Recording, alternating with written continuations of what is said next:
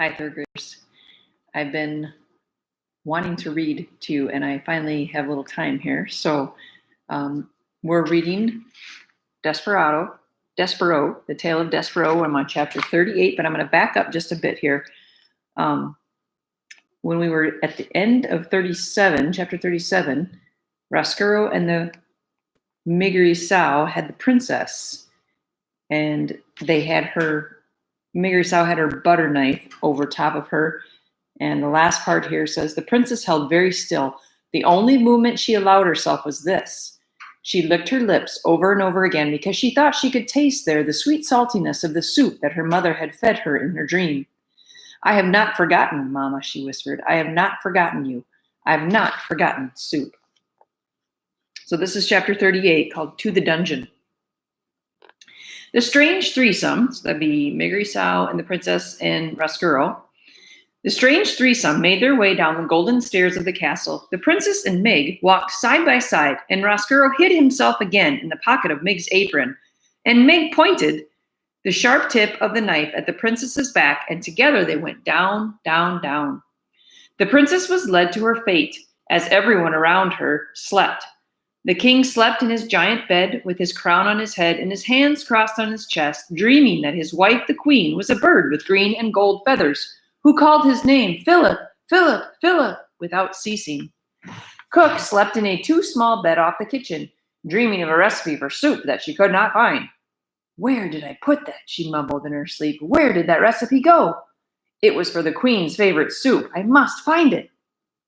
And not far from Cook, in the pantry, atop a bag of flour, slept the mouse, Despereaux, dreaming, as you know, reader, of knights in shining armor, of darkness and of light. And in the whole of the darkened sleeping castle, there was only the light of the candle in the hand of Migri-Sao.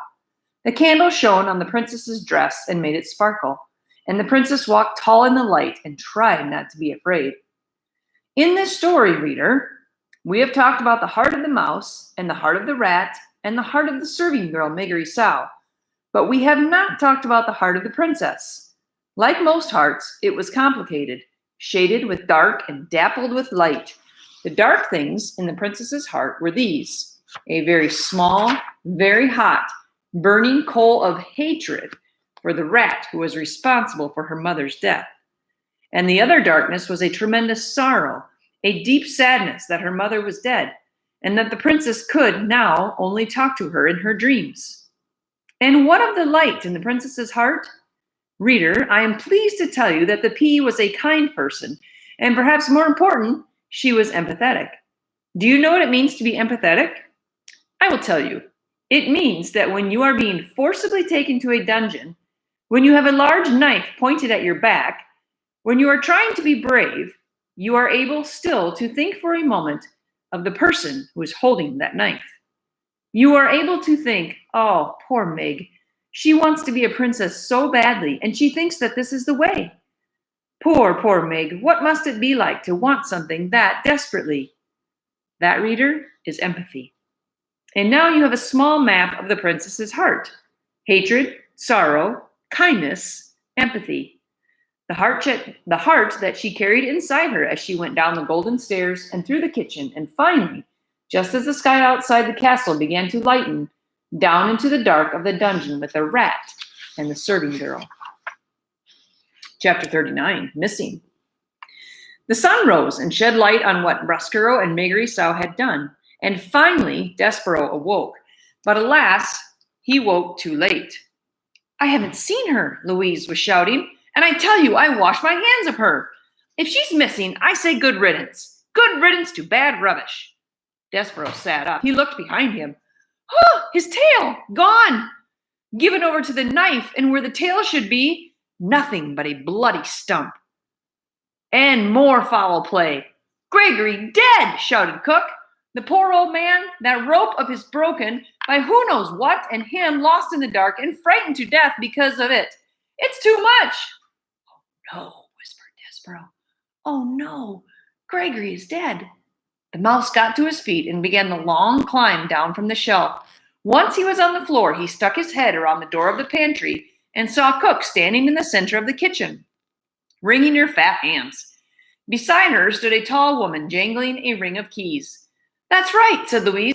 All the king's men was down there, searching for her in the dungeon, and when they come back up, who do they have with them? They have the old man, dead. And now you tell me that Meg is missing? And I say, who cares? Despereaux made a small noise of despair. He had slept too long. The rat had already acted. The princess was gone.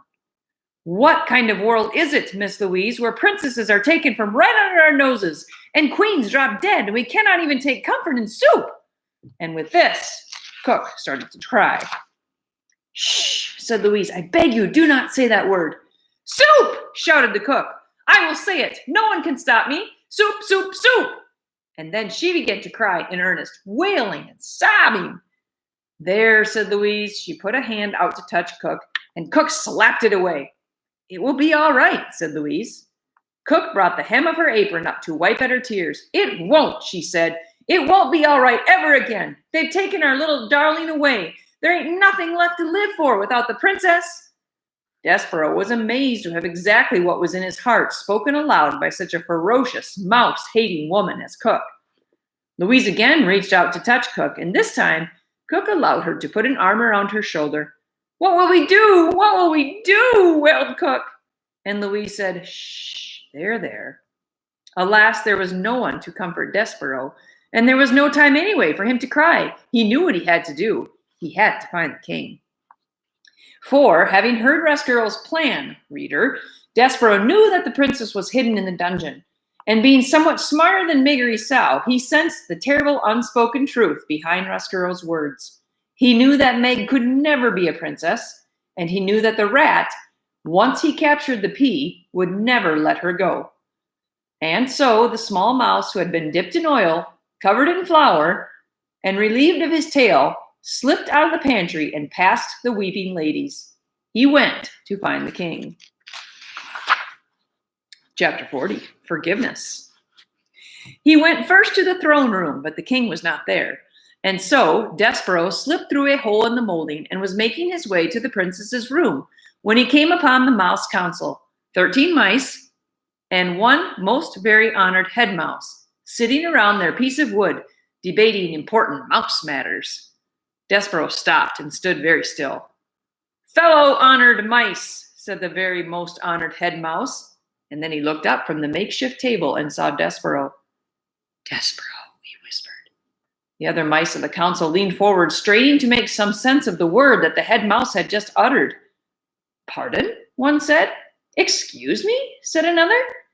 I didn't hear right, said a third. I thought you said Despereaux. The head mouse gathered himself. He tried speaking again.